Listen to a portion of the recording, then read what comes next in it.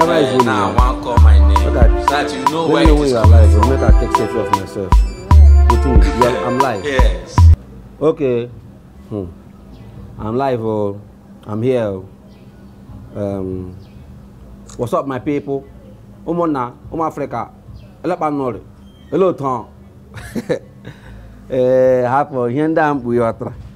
Auna mu but niwe amana ha na enye mi ana yotra ihe mebie for them yotra. Imo Onye Iwe jichakwa we style Onye Iwe na-eji. So you're welcome. I nekelu na today to make ore ala yotra.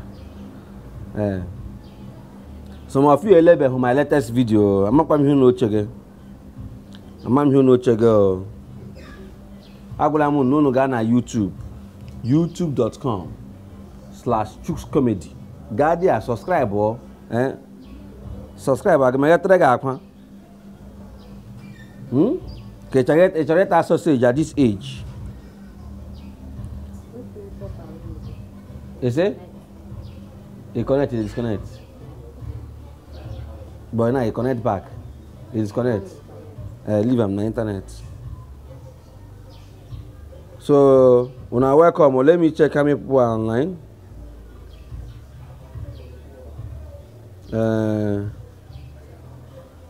Please let us observe a minute of silence for our brothers. Ndị Agwatuburu. Beacon.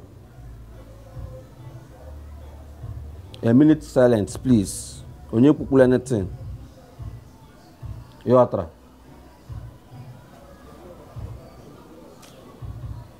May the souls of our departed brothers rest in perfect peace. Amen. Ngwa na anyị wadị ndụ nọ live today with Onye Iwe ọnụ aka ọmụrụ nwere business na. Yota ka emrazi. Ka emrazi ihe megin. You know? So kwanu much. Onye ji ụgwọ.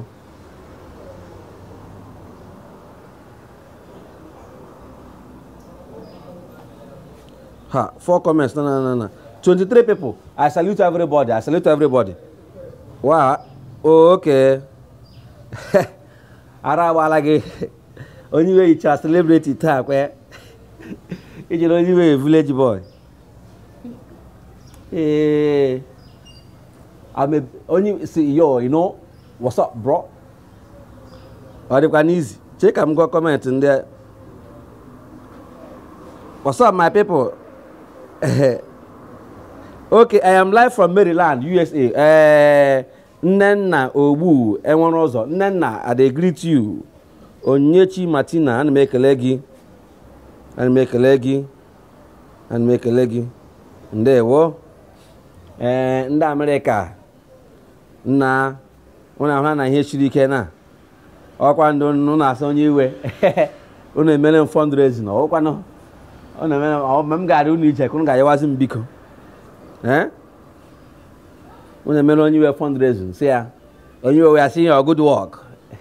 In fact, I'm quite imana yotra. I'm about to produce my movie. I'm a movie or some chagame yotra. And then actually I'm executive producer. Yotra. Here na executive producer Onye Iwe ego yotra. I'm not following you. I don't know jurun karenyem yotra. But let us unu juru zikwu onye zikwem. Onye na mare ma ndị mmadụ ebe ndị na-eche ekwu ka. Ndị mmadụ ga-asị na ya na m ji n'aka m enye gị yotra. But ihe jirizie Hana we wete, you know, but because that hajinu, uno biaka uno Onye Iwe meko, uno biaka imeno film because ba ke gono, because uno bia, kai wiki haje, I need to no much. Emo na kai name na Facebook, when you wete go, because no wete. Executive producer ndị na America ndị nọ ndị Igbo nwere ego karịa akara unu legachem unu weta ego ime ihe ọhụụ amam ihe n'oche gị ole ihe gụnụ kwunu uche gị dị ihe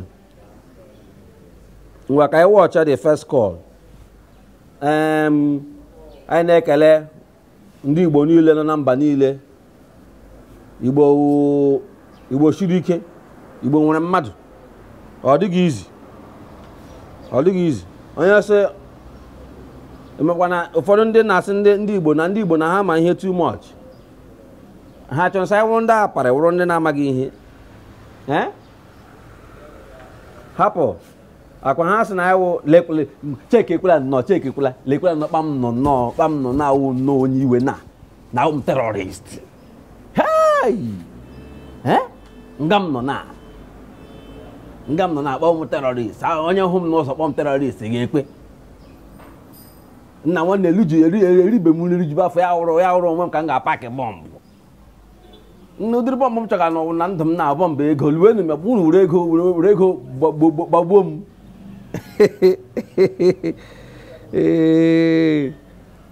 56 people on online. Yes. Biko ka m gwa ndị mmadụ onye na-ebe ọ nọ ya biko unu gaa na youtube.com Chuks comedy subscribe ọnụ lewenụ vidio m dị a biko na-ashịa na ya asị m ekele unu ihe unu na-eme na-akwado onye iwe ọ dịghị izu ọnwụ na mere onye iwe jikwa ndịrị popular n'ụwa na ịghọtara ya na na-eme ihe onye iwe akara onye kwa ma onye iwe bifo ewo ka m gwa ndị mmadụ ngwa ka anyị chee ekele onye mba anyị ga-akpọ today onye kwụ nchọ ka m kpọọ ka onye na-enye gị nsogbu ka onye na-adụ ndụ gị pin gwa m the person na ka m kpọọ ya na mkpọọ ya ugbu a na ka ọsọ pụọ ya n'ụkwụ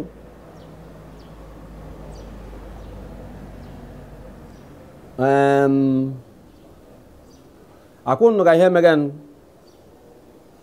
latest video mo snake poison unu lee ya Igbo ga-adị agwara m edere m na Facebook page m say relationship is not by force ha ya na ị nwere enyi nwaanyị kpam nọ nga ugbu a na ma m ntogo n'Owerri ụmụ nwa ndị m na ha na-eji arụkọ then back in the days ịghọta ya na ị gara school n'Owerri mana ụmụ Owerri ịghọtara those guys enwere ike imekete nwanne dị gala asị gị na ọ chọghị ime na o mejuole ị ga-eji ala ya agwọ asị ga alụsị gị na o mejuole gị ha ya ọ baghị ọwasị na ọ baghị my brother nọ nga nọ behind the camera. I wish ọ nọ behind the ya na ụkpa akpaga na terrorist na anya azara ọ baghị gara nọ under one amọ tanka ndị bụ amọ tanka ya hụ ndị ji bọtụ kpọ ha terrorist na ahụhụ iberibe kpa ke nọ nga ugbu nga na sọzaga wakalo na mbaloti ụnụ ga-achọkwala egwu nwa a na-akpọ Goody Baby egwu ya nọ na ịntanetị dịga alụmahịa ọgụga ịghọta ekwa nke nọ nga maka ndị Chelsea fan ịghọta mụ awụ Chelsea fan ọwụ ịghọta bikos mụ awụ ndị ihe a ịghọtara mụ awụ achọghị ịkpa ihe a mụ na ụnụ rike bata awụ ma asa Wenga a na-enweghị ego eme n'ụwa Jizọs ka ma nwa aba Arsenal ndị Arsenal biko onye agakwarala m ije oke Nigeria ke onye isi ala aga United Nations akụrụ ihe ọgụrụ na speech nga completely opposite ị ga-ama na ịkpọta enwe ihe n'ụchọpụtara geenụ moto enwere ihe nchọga ikwu na-adị very very important ọwụ mgbe niile ka onye iwe na-ama njakịrị because ọ were echi m chọga ịzọ ọchịchị na Imo steeti na na Nigeria ọ na-asị na onye iwe adịghị serious onye iwe is a comedian please onye iwe is a very serious man onye m na-eji arụta aka na ihe ọjọọ mege n'obodo mgbe onye isi ala Nigeria wụ Buhari lekikwala ịma ojiwa anụcha ntị ama and mrile ọ gagara ndọ ngeta pizza ihe ọkọwa gara gị something ihe na onye isi anya ejighị ahụ ihe ya na-achọ ime ka anyị mara na Nigeria ejighị ahụ and nwoke na-ejighị ahụ dị old ele ihe ọzọ a na-elere ya anya ga-eme na ndụ ya ọ ya echi n'ọnwụ bilie ọ na-ebili n'ọnwa ọnwa ọkwụla ịghọtara ihe a ga-agwa gị ihe na-achọ ime na Nigeria ekewala enweghị ekpetere ya ịghọtara so hapụ nye ihe ọbụla na-eme within constitution is allowed. Ana m ekele unu niile ọ dịghị izi ka m cheke onye a ga-akpọ na because ama m na ụfọdụ ndị wow 82 biko onye ọbụla kpewe ekpere ka Chineke nye aka ịghọta maka na onye na-ejighị ahụ ịghọtara ọ baghị uru ka onye na-adọligbo onwe ya ka enwe ike nye ya ka akpọfee ya ịghọta ka onye wakpewe ekpere ka akpọfee ya ọ dịghị ma asị mụ na ịghọta ya wụọ echi ma ọ gịnị but ka ihe ọbụla ga-eme ya ka ọ mee ya ọsịsọ ịghọta because ọtụtụ ndị mmadụ anwụọla gbasara nwoke a and ihe ọzọ m sị ọta aka biko ụmụnne m na ụmụnna m aka hụrụ this 2019 Chineke mebere o nwere ike before that time sef anyị enwetara Biafra anyị chọga ịghọtara but for the meantime anyị agaghị eche before anyị enweta ya because I need mmadụ ibe nye anyị Biafra land anyị wụ ndị Biafra already ya wala anyị ndị niile na-achị anyị unu ma ndị chịga anyị unu makwa ndị so ha ezugo ego na steeti dị iche iche unu mee road ha ga na-adịghị mma ụfọdụ n'ụmụnne na-awụ unu hụ ihe ọjọọ anaghị ekwu because ụfọdụ unu anachara aka azụ so because of that you know dey fit talk ọ dịghị mma na ihu onye na-adịghị mma na steeti gị ama m na ha ewere ike alọkọ ọ gị ịghọtara but alọkọ gị ga-apụtakwa okay I said that boy eme kele my other video copying my marriage matter Don Duke America so Onye Iwe kpọọ gị Don Duke elekwana ihe kọmiti m ji akpọ gị ama m na enwere onye mege my video ịghọtara but akwa ngwala m na the boy o meweziele nke ya ọkwani enwe onye dịra m sị m na the boy nọ na America na that boy na America ihe akarịa eme Onye Iwe call I want you to call that small boy who would imitate you. He has no right to copy you from without permission. Call Python dancers. Chinedu Doggy Luciano Ibeto. Yeah, my man. Rochas is using state money for his birthday. Namba David. Wiko, come you number Rochas? Boy. Said come dirigi. Onye Iwe, please tell Nigeria I may stop disturbing my people in Abia State. Confirmed. Ezoku Bondo. Ochaka Chida Beda Anima Hoge. Mba David Ahangamge. But Governor Rochas because stop buying people on Facebook with money. Let him use it to pay salaries. Na imezo body Imo State. Okay, let me call Rochas again. Abolam Rochas before. Abolam before. Kampokwa ya ozo. Kampokwa ya ozo. Makana ihe akariala.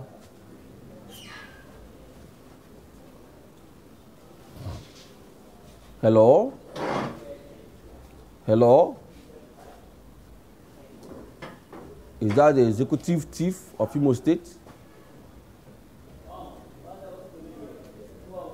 Hello? Please, I want to talk to the executive chief of Imo State. Wrong number. There is na mama olugi. Dawa wo olugi here. Okay. Okay, I'm ready now there. Okay, Tibre na speaker. Okay, that executive chief own. Here's I haga. Be biko kwanu ndị person ogwa ha no biko nne ga anwụla. De lekwu n'otu elu n'otu ụmụ nwoke na ụmụ nwaanyị ga-esitacha ahụhụ. Savuchi Imo State. Savuchi Imo State. Ụmụ anyị atacha ahụhụ n'Imo State as. Savuchi Imo State. Yeruze mgbe ha nọzi na pension ejikọ ma ihe ji agaga school ndị gaga school ji agaga school ka ha wike nweta ọrụ gọọmenti kisọta eme ka ha rie pension na pension na ọwụzi suicide mission ọ ya kwa ihe ji lebel anyị terrorist because anyị nwaji aka ya egbugo nwaanyị ele ihe nwe ihe a ele ihe nwe ya ndị pensioners na-anwụ na-anwụfụ jego na ndị nke ọzọ akwụ gị nwa akwanụ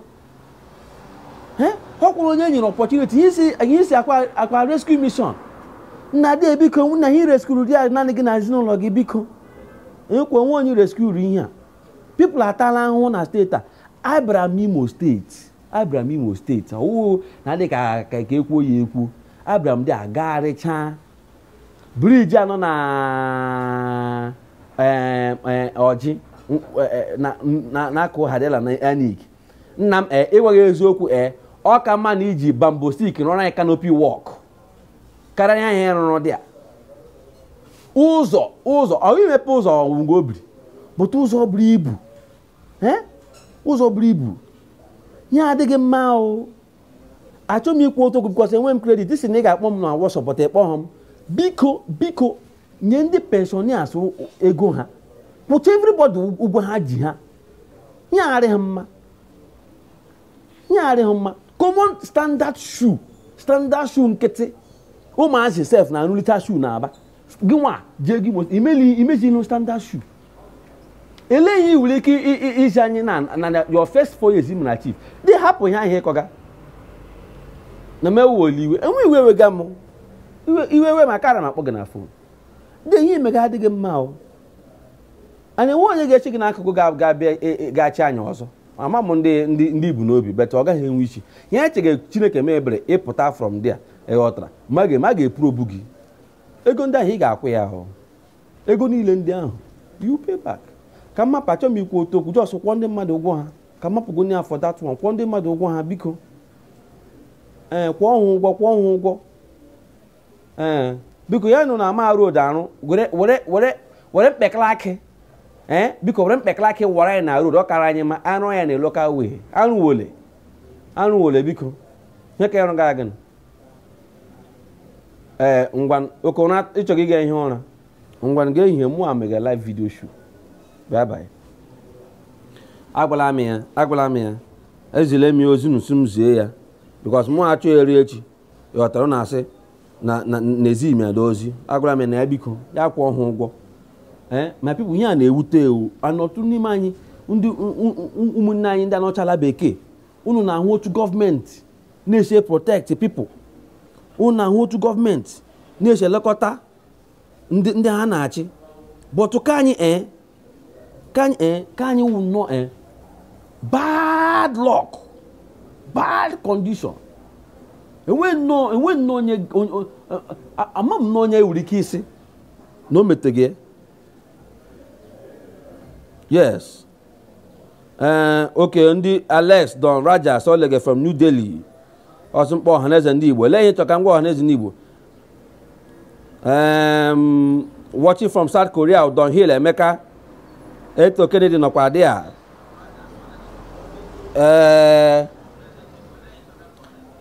Onye Iwe ahelu ana m ekelekwa gị Sami Zion ọsọ na-akpọ ọ na-ele from Malaysia nna biko nnele na-awere onye ọkwanụ ndị Igbo anyị makwa ndị Igbo asị ndị na-efe ego ịghọtara so ọkwanụ ya na na-eme mmemme life na Onye Iwe na-emesọpụta na-efe ego otu m na-emegekwe na mmadụ mmegị ya n'ikuku unu nakwa efe ego n'ikuku ọwa na-eme mobile money na-eme Western Union na-eme so Onye Iwe weta akaụntụ nọmba gị a na-etiri Onye Iwe na-adịkwa na happy mana na-enwe ndị ya n'azụ ihe ke ome m nwụrụ na unu elie m nye mbe fitin beria na ka m cheke onye ọzọ si mkpọ na m ekwule ya na ya dị ka Onye Iwe maka njakịrị enwekwa njakịrị m maka dịkwa m serious ọ na-ejile m ya na mkpọ Buhari echeka ọchị na ndị ọcha akarịala otu nwaanyị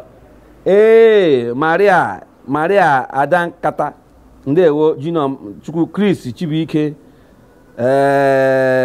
Kennedy Mandoski Oscar ana m ahụ niile ndewo biko na-achị ya Onye Iwe chọga ime show ya this December n'Owerri I'm eme live show this December biko I need them sponsors ndị ga-abịa unu sponsor program Onye Iwe unu lee hụ ndị hụrụ Onye Iwe n'anya unu abịakwa ndị dị ma attend the show onye si mkpọ ya Justin Amarachi isi n'ige from USA ndewo ya ndị m na-eko aba but na nwanne ya na m tocha gị ya na-etiri m da mmadụ gị Onye Iwe agara gị ije ejikwa ya okwu bakwa n'okwu ego ejikwala m egwuregwu ịghọtara wasị kwara m okwu inye m da mmadụ mana emegburule gị onwe m biko na-efe nụ ndị mmadụ m na-ele ihe ndị Igbo ka anyị na-eji aba amenye gị aka nna ma biko gị nwaanyị ya amenye gị fune ma Western Union Chineke mee yeke ya na-ekwu ya ka m agwa ya ụmụnne m ndị iwe ibe m yes Owerri show is coming up December enweghị na-emenụ I get me kwa governor and invite or ya be kwa him maga ya ga won yotra ya o ya mo na anya unemployment nyere yotra. Watching from Turkey, please call United Nations Security Council. Let them stop Buhari from killing us. Yeah, so Bekelake, Naka Balahara. Okay, Benson, Don Ben, so I know there. Okay, Prof. Chino, so Victor, so give me a account number. Watching from Philippines with Chris Chibike. Oh, talk all the indeed by Neka. I am now going to say, I remember the one on I know physically, no name and for Onye Iwe go. You will take Onye Iwe, Onye Iwe, they were set. You are trading, show ya. Onye Iwe, my hope you get white. Why should I honor no correct and numb? All you bend, I get to there. Okay, come on, Azubua. There was some on the United Nations, so I come on in the United Nations, oh yeah.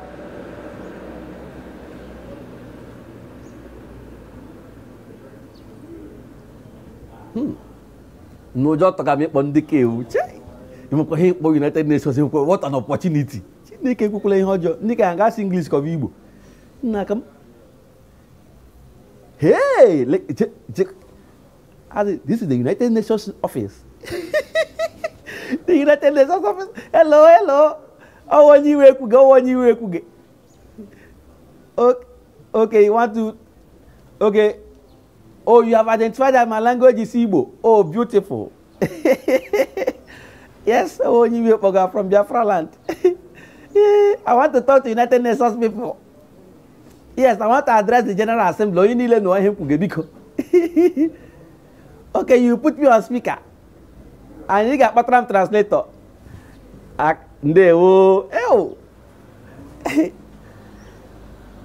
Hello. Hello, presidents of the world. Ndo atitindala nile no wa. Onye Iwe na-ekele mama no. Kanu nkao. Una nwuchilo. Igbo, kwen. Igbo, kwen. Kwezonu. Yo, mama no. Onye Iwe na-ekwu. As me were Herak alone nearly na United Nations. Yeah, yes. Onye Iwe but yes. Because amam no ni sala nye bradia. Akunu ho ga ihe omege. Okwele ke but yon okwura wo hia because ga no month. Nda akpotara agwo. Ha kpọrọ Operation Python Dance. Ure na-egbusi ndị Igbo. Yes, brutal, brutatata, brutal. Yes, kpọtara ha. Biko, una gwa na ya constitution, all right anyị. Yeah, oh, gwana ya. United Nations. Okun ga-send anyị good. Biko kpọtara anyị dịga because anyị ejighị catapult self. Yes. Ngwa ndị Igbo niile n'ụdị atụla ha n'obumnobi ha ga-emezu n'aha Jizọs. Amen. Ngwa ndị UN bye nụ biko. Nwaanyị ha nyere Abacha apụl ahụ ọ nọ nso? Gbe ya na nwanne Abacha nọ ịtan biko. Ya chọọ ihe enyi ya biko. Ngwa oke nwere ka nyere ni oke enyi dị inye enye nwere ka orire ma bịawa. Oh, okay, very soon I got no result. Yeah. Okay, sir. But on the company you know, Uno Korea can't. Ewe. Una couple qualia more. Una va in UN. Okay, bye. Una na palanum de UN. Onye Iwe na akpọ niile. Yes. Umunne. Come let the last call I get make it for the day. In my here life call I got hand out n'ime. Ka I check and on your son church akpo. Not easy call every day mo.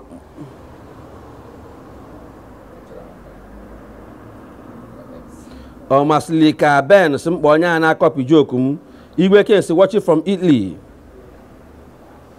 Okay, Icheka G's. Okay, writing from Kenya. Also, I'm getting Ames no layer and they wo. Ames, I'm a Ames no log. One no high. I'm going to give my number now. I'm going to my number. I'm going to Monday Thailand because send one Western Union because you need the money. Okay, talk. Wow, Onye Iwe drop your account for me. Watching from New Delhi. Now I'm drop one account. I will make my account number open because here is there our alerts. Nwa ka ile the final call obaye nwanye hunu dam ga-akpọ enwenye hunu ga-ada ima as a celebrity na na ahụ ụzọ well so I kpuru anya ya ka ndị na enwe a person said that God did it with and I believe that God will do it again with the current president. A person said that God did it later day since months since said a person said that God did it with Abacha. Oh, okay, amen. When Maria asked him, when are you coming to America? My sister, una me invite, haje hinile, una nye movie sa ma biwa, and kwa him nonge mege. No, eba kacha mannam. Also call Nnamdi Kanu, mbam. I will not call Nnamdi Kanu now for security reasons. Mboy na haga track ya. Mboy Nnamdi Kanu na haga track ya. This people are monitoring my number. Mboy na haga track ya locate ebono. We need to protect our leader. What happen? He may send a message. Go and send a message. Onye simple BJ. Let me have some go BJ. Ina OBJ I like it. I'm that man who. You try. You man, you man na. OBJ so love your friend wo. Na OBJ so why people pieces na. Na mo aga OBJ ya cho ya kpom. My designer I come for design the last time now. About yes, I have called Buhari Zidane. Oh, anyone yes, good evening, my Njoku Mike, yes, good evening, my lovely brother. Called Donald Trump. Na Donald Trump, na we conduct a book and mado. Na Donald Trump. Na undo sokanu botokanu no ha. I will my full name. Send them direct message one day. Send them direct message, you know. I'm a Western Union. I remember driver's license, where international ID card, we welcome you. A yellow card itself and not a pulia. Even I don't have back as I was always saying I come to again. I need to use my ID card, talk back a walk. The back na Onye Iwe. Even niggas send me direct. Onye Iwe, when I plan to come to Italy, one day me invite my be Italy and call him Nonga Noga. Onye Iwe talk one man, Otu. Onye Iwe talk a little no nye Chineke mononos chan no ken no watige na azu iwa no man. Na mo atokwa e gari biko. Lucino doggy beto osmbo abeg like Baba Shege. Okay, Baba Shege. Wo come. Because that man rugged, but you know rugged pass you, Luciano. You man have fun now. Oh, just that now. Call Ohaneze, please. Okay, ze ipazu good. Himenu okay ze ipazu. In fact, can I help people atan? Can boy next week? Yes. Justy, I'm writing him. Do you want to come to USA? The answer is yes. And when I'm not here, when them guy you think I have my skin change. Every 2 things be like America. I came from America. America lotta. Mine gigo nego. Iji 2 things. Iji ushoma. Ushi. Sweet smell. America nation. Sweet smell. 2. One iji accent. One with accent. Ironyo mowa. Iga no bacha ha niile. Ironye pastor. Iga nanko. Ichoke atifim. Na one America o dache. Hapo gadate. Mo acho we no here. You can push up on pamphlet. Acho azele me la na. E otra. Na America we binju. Elonyo ozo ha mba akpo na.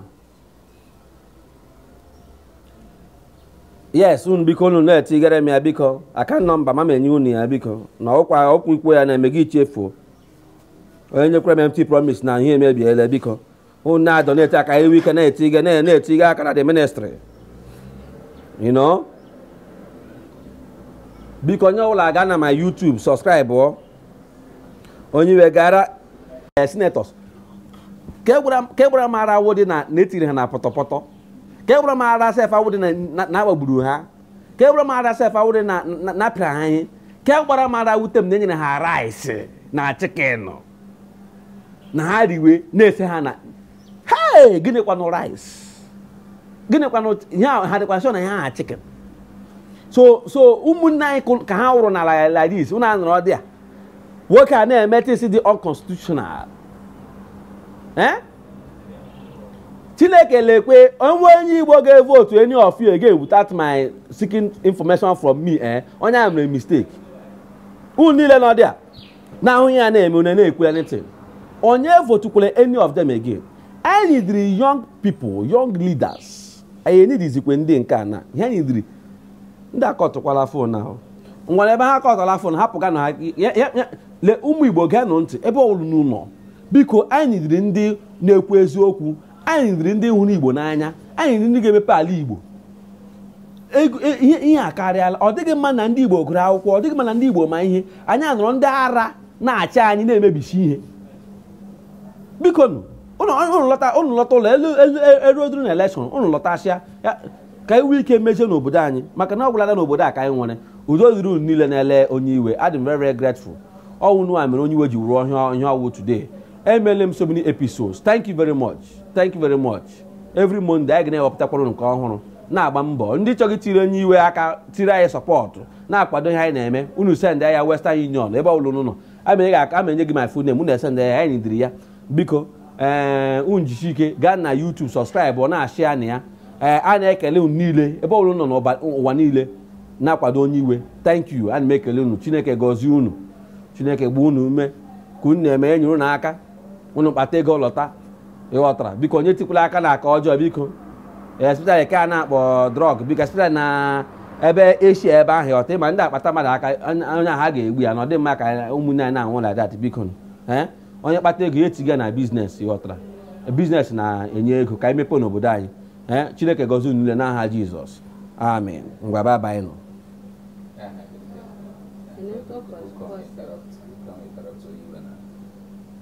So it's still interrupting now?